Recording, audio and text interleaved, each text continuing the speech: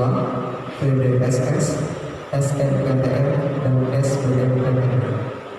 Acara keempat, informasi perkuliahan di kedokteran Universitas Islam Madura dari alumni angkatan 2019-2020, dan acara kedua yaitu penutup. Baik, untuk membuka acara ini, mari bersama-sama kita mengucapkan basmalah. Untuk acara kedua, arahan dari Kepala SMA Negeri 1 Rantau kepada Bapak Muhammad Syukran SPD, waktu dan tempat disediakan.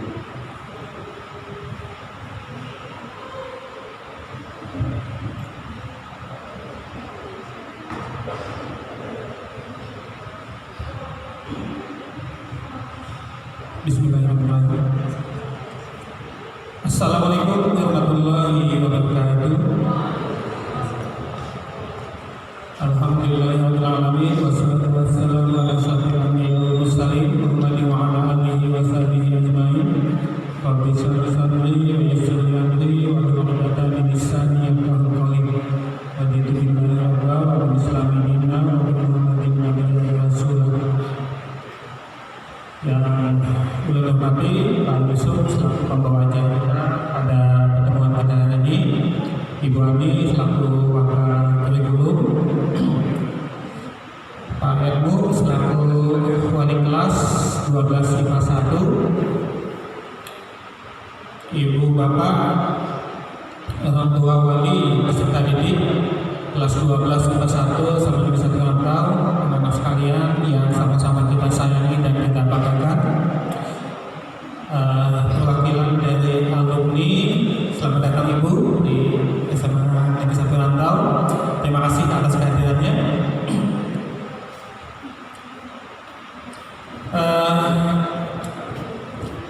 Pertama-tama kita panjatkan puji syukur kepada Allah Subhanahu wa taala atas segala limpahan rahmat, hidayah, inayahnya, nikmat yang selalu kita terima sehingga kita bisa bersama-sama berkumpul di ruangan di aula SMA 1 Rantau ini dalam keadaan sehat walafiat. Salam dan salam kita sampaikan kepada junjungan kita Nabi besar Muhammad sallallahu alaihi wasallam beserta keluarga, kerabat, sahabat, dan para pengikutnya hingga yaumil akhir. Pertama-tama mewakili seluruh warga SMA Negeri 1 Rantau mengucapkan terima kasih kepada ibu dan bapak orang tua yang bersedia memenuhi undangan kami hadir di aula SMA Negeri 1 Rantau ini.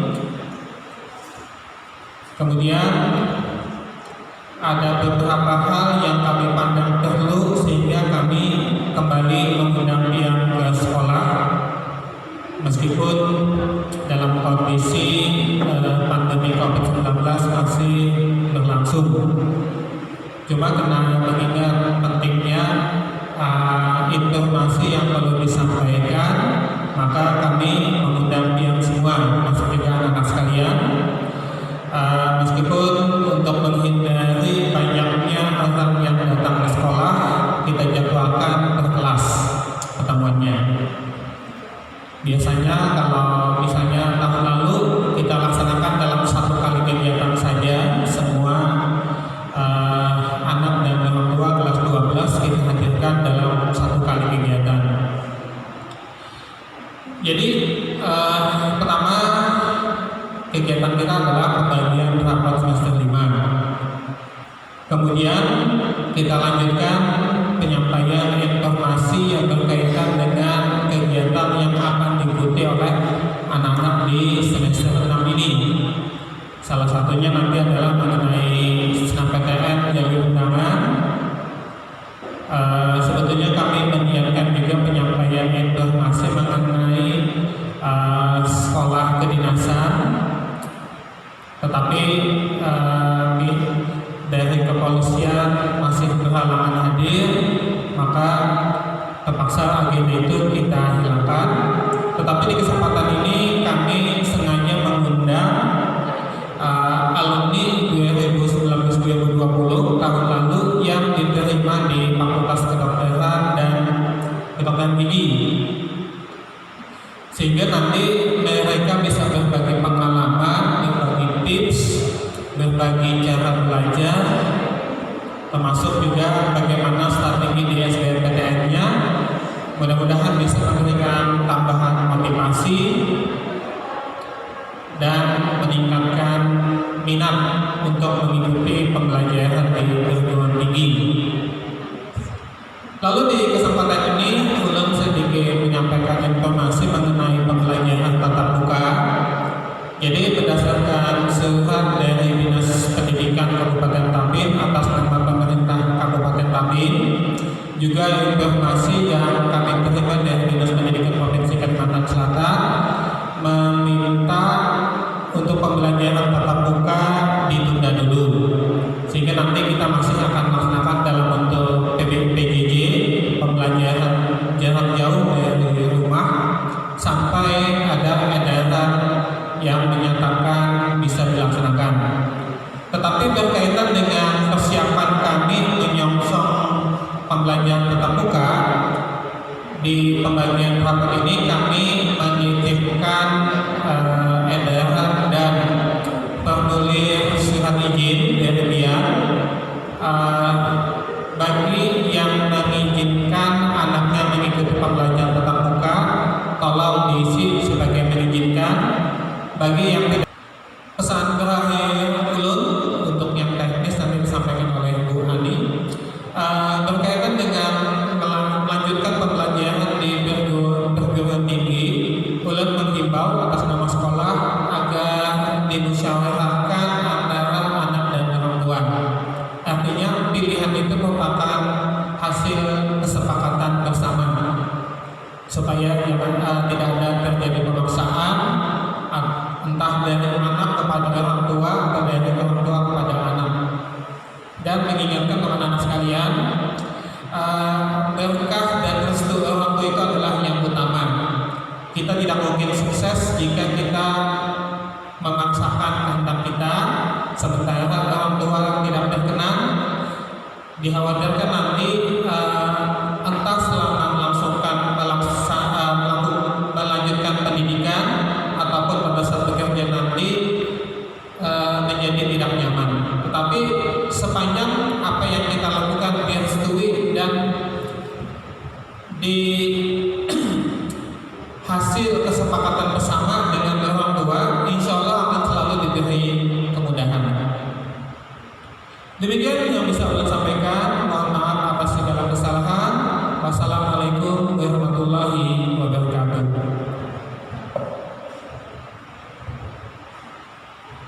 Baik, terima kasih kepada Bapak Kepala Sekolah. Untuk acara selanjutnya yaitu penjelasan mengenai ujian sekolah, PDSS, SNPTN, dan SBMPTN yang akan disampaikan oleh Ibu Ani Wahyuni SPD. Pada Ibu Universitas. Terima kasih. Assalamualaikum warahmatullahi wabarakatuh. Puji syukur kehadirat Allah Subhanahu wa Ta'ala karena berkat limpahnya jualan kita bisa berkumpul pada hari ini dalam rangka kegiatan pembagian rapor sekaligus sosialisasi terkait dengan kegiatan ke depannya. Salam serta salam kehadiran junjungan Nabi besar Muhammad SAW beserta keluarga, kerabat dan pengikut beliau hingga akhir zaman. Tadi sudah disampaikan oleh Bapak Kepala tentang seputar atau apa-apa yang sudah kita laksanakan dan yang akan kita laksanakan. Nah, tadi kami disuruh pembawa acara bagian untuk menyampaikan tentang ujian sekolah, kemudian PDSS, kemudian SNMPTN dan SBMPTN. Sebelum kami sampaikan itu, kami ingin juga menyampaikan beberapa hal. Yang pertama, kami ucapkan dulu terima kasih kepada kelas 12 IPA 1. Jadi kemarin kita dimintai data secepatnya apakah di semester 2 ingin pembelajaran tatap muka atau tidak. Jadi karena mau cepat, diedarkanlah melalui Google Form, ya kan? Ada. Nah, Kami lihat semuanya kelas 10 sampai kelas 11. Kelas 12, 10, 11, 12. Kelas 12 kami lihat lagi ternyata full semuanya. Jadi terima kasih kalian sudah mengapresiasi, kalian sudah menjawab, kalian sudah memberikan pendapatnya. Walaupun kami minta nanti ada hitam di atas putih, artinya ada bukti fisiknya.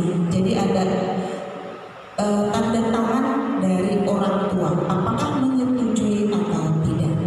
Nah, dari hitungan kami kemarin, persennya dari total keseluruhan jumlah siswa kita 558, yang setuju untuk pembelajaran tatap muka itu sekitar 79%. Jadi banyak sudah yang setuju. Walaupun banyak yang setuju, kami masih menunggu lagi instruksi dari Kepala Dinas Pendidikan Provinsi Kalimantan Selatan.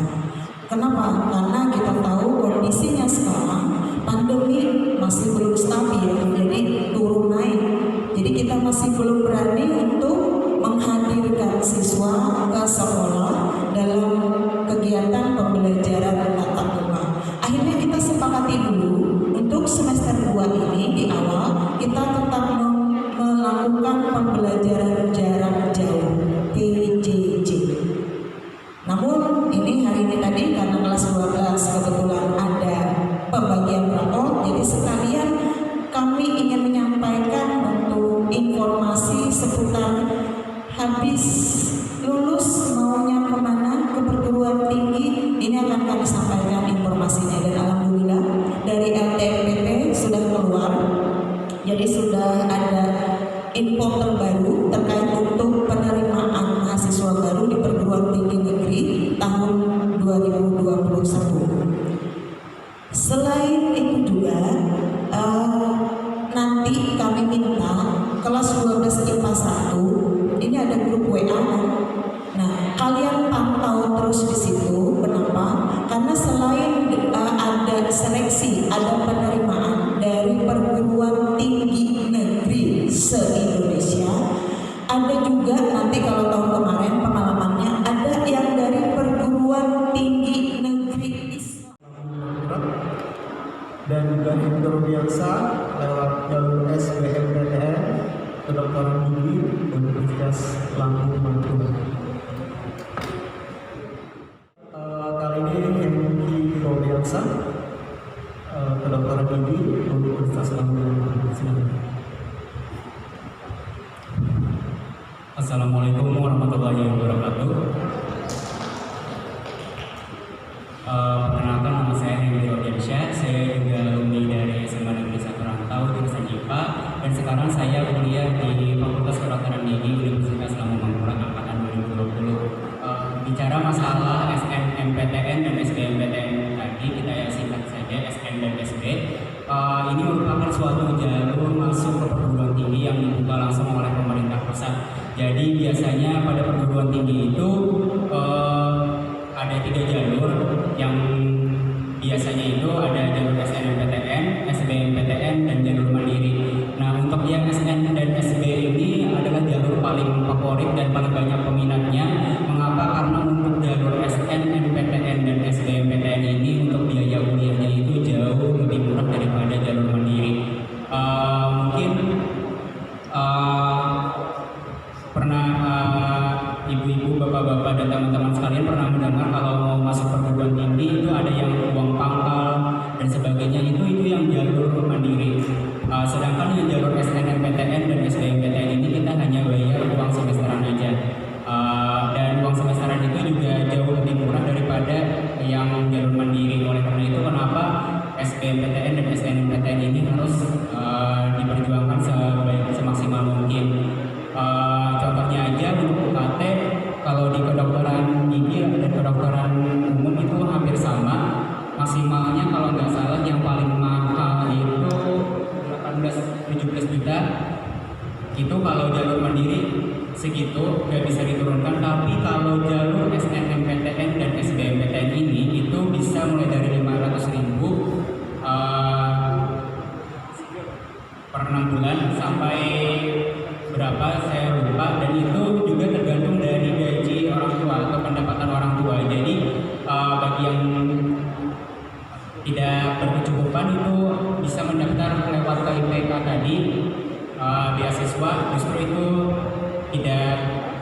tidak bayar atau tidak memakai uang semesteran tadi, justru malah dibiayai kayak saudari Khadijah.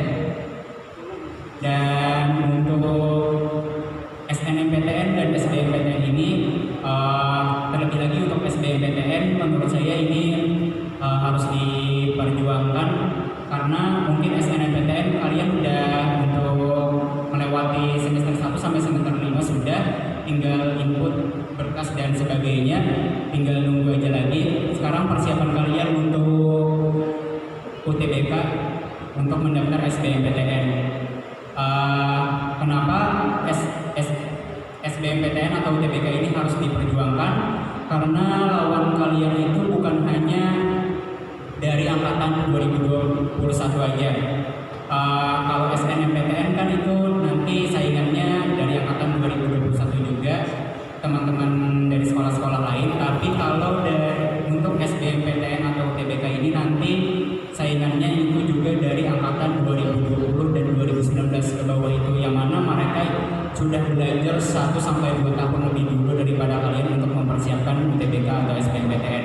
Jadi dalam 100 hari dari sekarang ini menuju UTBK ini dipersiapkan semaksimal mungkin kalau bisa dari sekarang, karena itu tadi. Dan juga untuk SBMPTN ini pesaingnya lebih banyak. Kalau SNMPTN itu sekitar 200.000 orang aja, tapi SBMPTN ini bisa sampai 700 sampai 1 juta orang. Tapi untuk kuota penerimanya juga jauh lebih banyak daripada SNMPTN. Jadi tidak perlu dikhawatirkan, yang penting kalian belajar semaksimal mungkin aja terlebih dahulu. Dan untuk jangan terlalu mengharapkan SNMPTN juga, karena nanti kalau misalnya terlalu mengharapkan SNMPTN untuk UTBK atau SBMPTN-nya itu nanti tidak terjalani gitu. Karena SNMPTN ini karena tadi kalian tinggal input data dan sebagainya saja lagi, ini tinggal tunggu pengumuman nantinya. Untuk SNMPTN ini seperti yang Khadijah tadi jelaskan, ini banyak sekali faktor-faktor yang tidak bisa kita kontrol. Untuk nilai dan prestasi mungkin masih bisa kita kontrol, tapi ternyata banyak sekali faktor-faktor lain seperti akreditasi sekolah, KIPK, jumlah alumni di jurusan yang sama dan sebagainya, itu juga mempengaruhi. Contohnya saya pada saat SMA, saya saat pemeringkatan peringkat pertama, dan juga saya menginput prestasi-prestasi saya, tapi ternyata saya tidak lulus di jalur SN. Tapi tetap saya juga sebelumnya mempersiapkan SBMPTN itu, jadi saya tidak gegabah, dan alhamdulillah sekarang lulus di SBMPTN. Sedangkan untuk mengikuti SBMPTN itu, yang pertama kita harus memiliki akun terlebih dahulu seperti yang dijelaskan tadi. Kalau bisa kita harus mengikuti SBMPTN, UTBK, memiliki UTBK. Kenapa? Karena juga banyak PTN-PTN lain itu yang saat jalur mandiri itu juga menggunakan nilai UTBK banyak. Jadi kalau bisa kita yang nanti tidak masuk pemeringkatan atau tidak lulus SNMPTN tapi tetap ingin masuk perguruan tinggi, tetap mengikuti UTBK saja. Dan juga yang pertama memiliki akun tadi, yang kedua kita harus selalu update tentang LTMPT, karena informasi dari LTMPT ini biasanya berubah-ubah. Terlebih lagi kalau ada beberapa kendala-kendala seperti tahun saya kemarin ini 8 kali perubahan jadwal dan beberapa kali itu perubahan mekanisme dikarenakan masa pandemi. Jadi diperhatikan informasi-informasi yang diumumkan LTMPT, dan juga untuk informasi ini hati-hati karena banyak sekali kabar-kabar hoax dari berbagai sumber yang tidak diverifikasi langsung oleh LTMPT, dan ini sudah banyak sekali korbannya tidak bisa mengikuti UTBK karena kabar-kabar hoax ini. Dan juga lalu yang pasti kita harus belajar untuk SBM biasanya untuk SBMPTN ini atau UTBK itu, untuk UTBK itu soalnya itu dari tahun ke tahun itu hampir sama. Jadi mungkin bisa aja minta soal-soal dari angkatan sebelumnya itu kurang lebih sama aja soalnya. Dan pastinya juga untuk belajarnya itu harus kuatkan dasarnya terlebih dahulu. Seperti nanti di TPS atau tes potensi skolastik itu dasar dari pengetahuan kita itu harus kuat. Contohnya seperti pedoman umum ejaan bahasa Indonesia KBBI itu harus diperkuat lagi, penulisan yang benar dan sebagainya. Lalu untuk dasar-dasar matematika seperti bangun ruang dan sebagainya itu juga harus diperkuat lagi. Dan untuk TKA-nya ini soal-soalnya tadi HOTS ini bisa sekalian kurang lebih aja sama yang di SMA, pelajaran biologi, fisika dan sebagainya itu materinya kurang lebih aja sama SMA. Dan sering-sering ikut tryout. Kenapa sering-sering ikut tryout ini? Ini untuk membiasakan diri kita nanti menghadapi ujian. Karena saat ujian itu jujur itu sangat melelahkan karena ratusan soal yang dikerjakan dan juga waktunya juga sangat panjang, 3 jam lebih itu. Kalau tidak terbiasa itu mungkin tidak bisa kita kerjakan semuanya. Tapi kalau terbiasa tryout itu gampang aja gitu. Lalu yang berikutnya juga jaga kesehatan. Ini penting sekali karena siap apapun persiapan kalian selama 100 hari ini untuk menghadapi UTBK, kalau hari-harinya kalian down atau sakit itu bukan apa-apa gitu. Lalu untuk di Fakultas Kedokteran ini sendiri masalah kuliah, saya mau sharing sedikit. Ternyata di perkuliahan ini, contohnya kalian mau masuk kedokteran atau kedokteran gigi, justru kalian seperti dasar-dasar yang dipelajari di SMA, contohnya biologi, kimia itu harus diperkuat, betul-betul diperkuat, karena saat masuk ke kedokteran dan kedokteran gigi itu pembelajarannya itu tidak dari dasar lagi, tapi langsung dari lanjutannya. Dan banyak teman-teman saya yang mungkin belum menguasai biologi dan kimia itu, ternyata mereka jadi kurang paham gitu. Padahal materi yang disampaikan itu masih berhubungan dengan yang ada di SMA ini. Tapi karena mereka tidak memperkuat dasar-dasarnya itu tadi, mereka jadi tidak bisa mengikuti perkuliahan dengan baik. Begitu juga seperti teknik itu fisikanya diperkuat dan sebagainya. Lalu oleh karena itu kenapa yang tadi kata Hadijah, biasanya yang SBMPTN itu saat di perkuliahan itu orang-orangnya justru malah lebih habis gitu atau lebih rajin di perkuliahan, yaitu karena tadi mereka sebelumnya udah belajar dasar-dasarnya tadi di UTBK dan SBMPTN. Jadi mulai sekarang sebelum pengumuman SNMPTN kalian juga harus belajar buat UTBK nantinya. Mungkin seperti itu aja. Terima kasih. Assalamualaikum warahmatullahi wabarakatuh.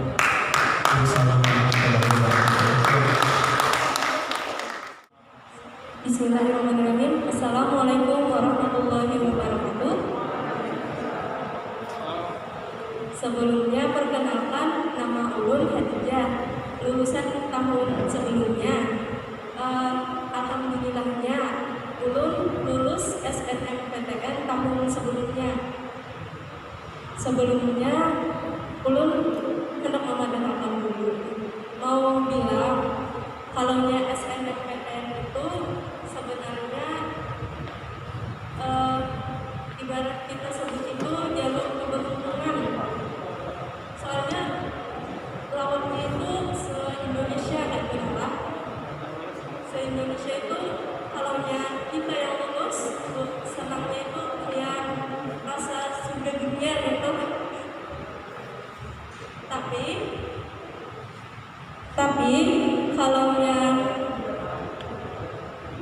kalaunya lulus SNMPTN SNMPTN itu ada kekurangannya juga gitu.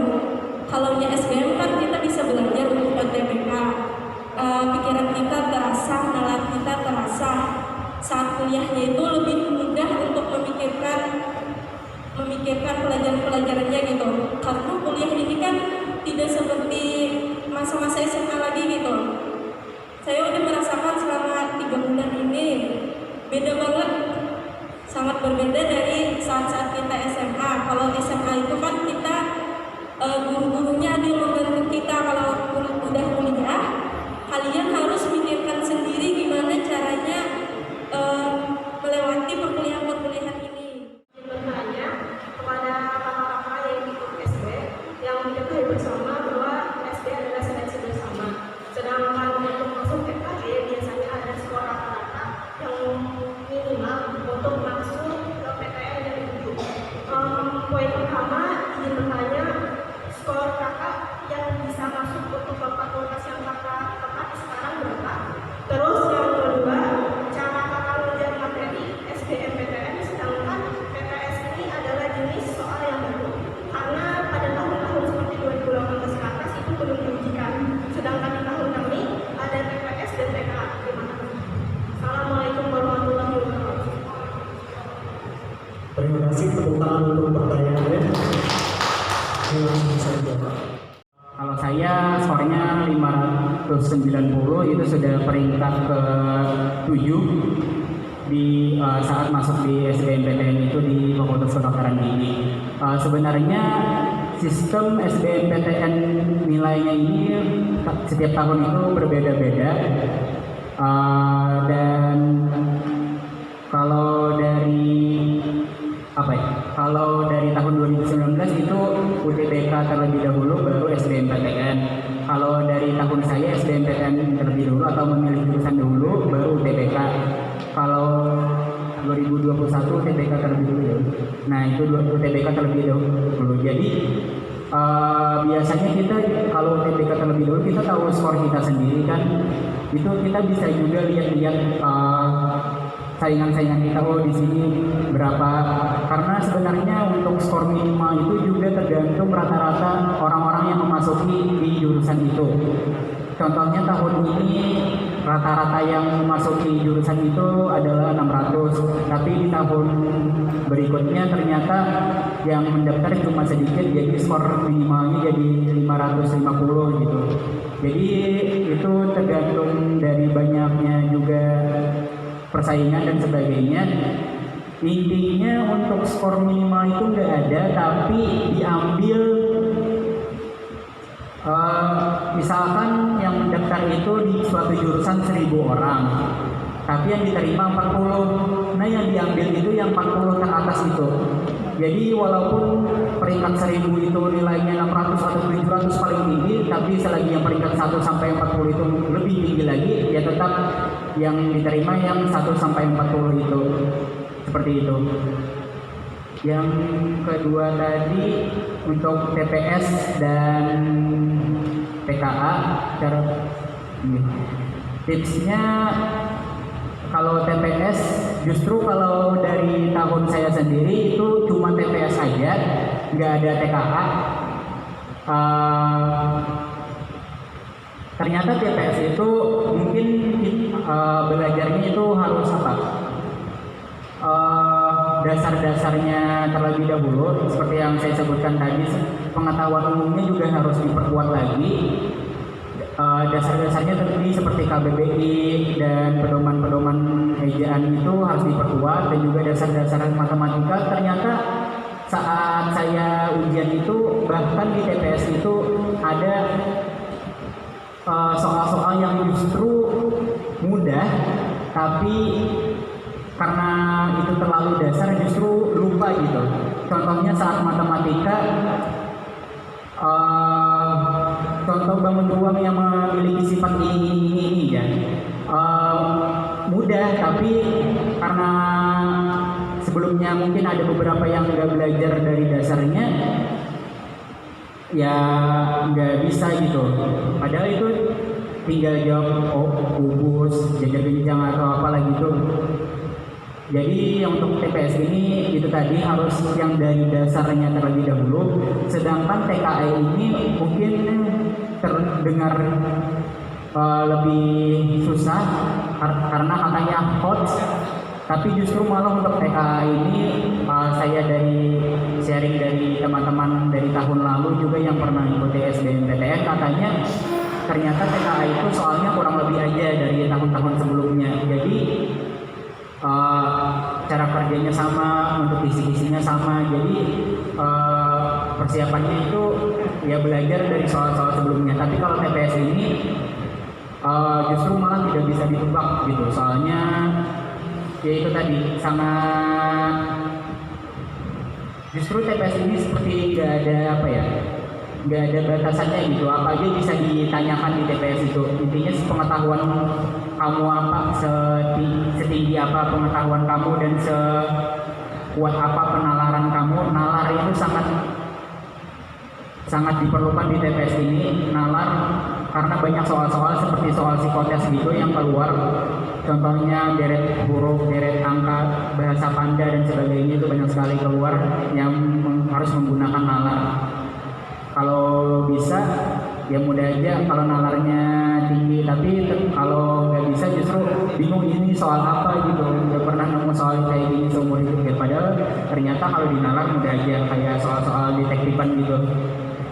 Intinya seperti itu aja, karena TPS itu menguji kognitif tadi, jadi intinya nalar itu harus diperkuat lagi. Kalau TKA itu pengetahuan dan pemahaman pembelajaran di sekolah aja tadi. Mungkin itu saja, terima kasih. Wassalamualaikum warahmatullahi wabarakatuh.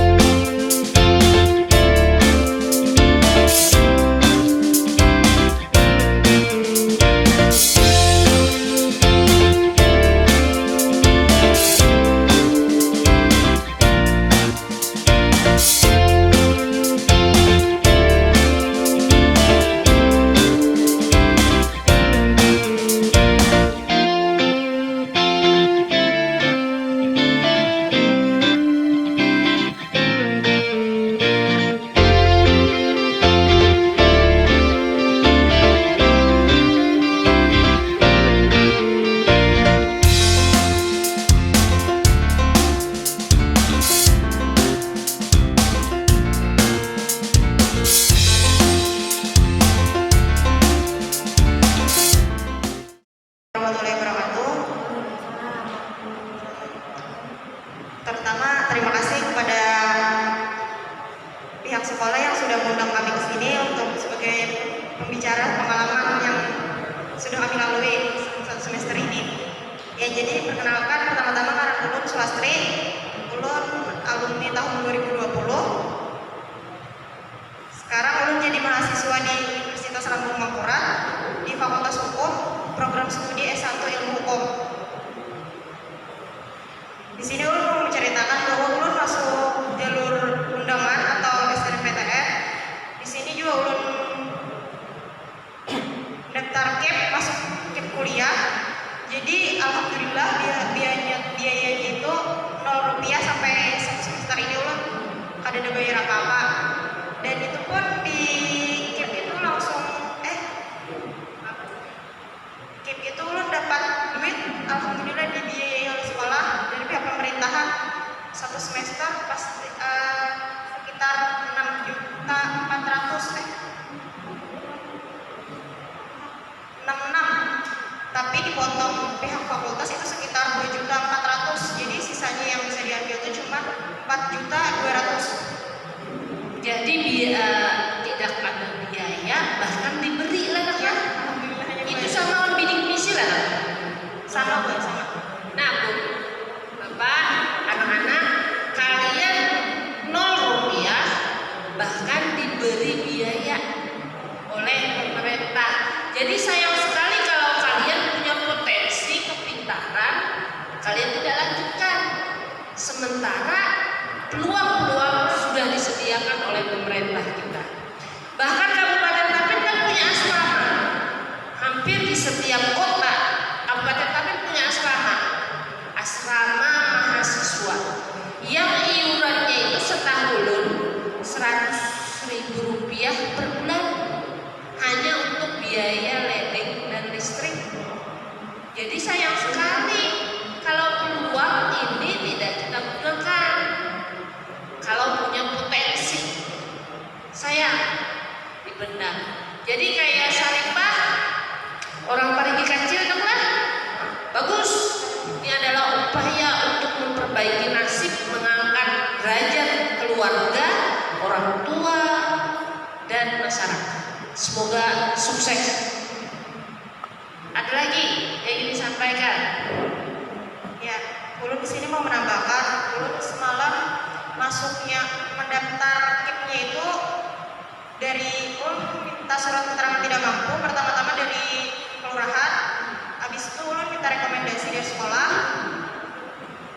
habis itu pergi lagi ke dinas sosial, biasa minta suratnya, cuman ada yang bentuk kayak KTP itu, ulun cuma dapat dari surat kayak surat lembaran gitu aja. Namun dari keluarga berlebihan ada yang dari keluarga itu keluarga inti dapat program keluarga sejahtera, itu lebih mudah urusannya. Kayak kan alhamdulillahnya kuitan bulan ada kayak nah isian, jadi mempermudah lagi semalam tuh gampang lu mananya dipersiapkan aja bang, misalnya anak yang masuk KIP tuh dari semester ini lah dipersiapkan, jadi mau urus-urus jadi nyaman. Kuitan kartu pribadi lagi pasti kan ada yang orangnya tuh yang kasihan, kuitan biayainya kadang duitnya banyak masuk kuliah, padahal banyak jalur-jalur yang jalur-jalur kisah beasiswa tuh, jadi kada perlu khawatir lagi buat kan bisa yang kurang mampu tuh tenang kok, ini banyak aja jalurnya gitu aja pak. Kalau ada yang mau ditanyakan kena bisa aduan aja langsung, kalau bisa jawab. Terima kasih. Nah, jadi sebenarnya beasiswa yang disediakan di perguruan tinggi negeri itu banyak, asal kita rajin-rajin mencari info, di media sosial. Insya Allah kalau kalian rajin akan ketemu beasiswa. Jadi beasiswa ada untuk yang keluarga tidak mampu, ada yang untuk prestasi. Jadi anak orang sugih bisa juga dapat beasiswa karena prestasi dihargai oleh perguruan tinggi. Warahmatullahi wabarakatuh. Terima kasih kepada pihak sekolah yang telah mengundang kami. Sebelumnya, perkenalkan nama saya Syarifah, lulusan tahun 2020. Sekarang saya berkuliah di Universitas Lambung Mangkurat, Fakultas Ekonomi dan Bisnis, jurusan S1 Akuntansi. Alamat di Desa Parigi Kancil.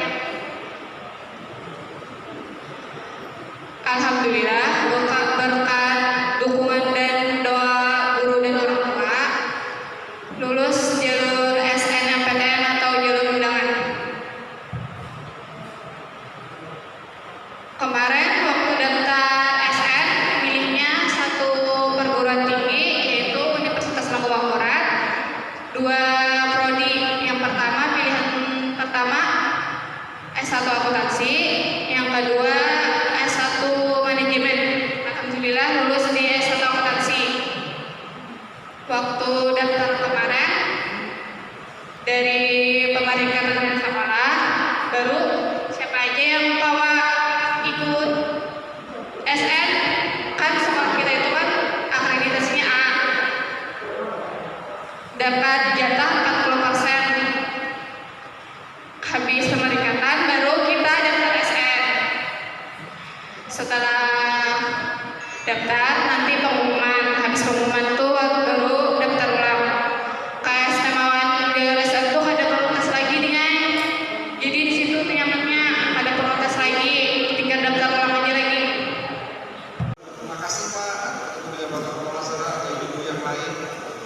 kemampuannya saat ini mungkin ternyata kalau tidak ada motivasi dari bapak ibu atau dari orang tua mungkin saya tidak seperti ini pak. Ya, penyesalan selalu di belakang. Ya, oke. Semoga kalian sukses semuanya. Jangan berkecil hati, tetap semangat. Saya panggil dulu. Boleh saya panggil? Agustina. Agustina ada?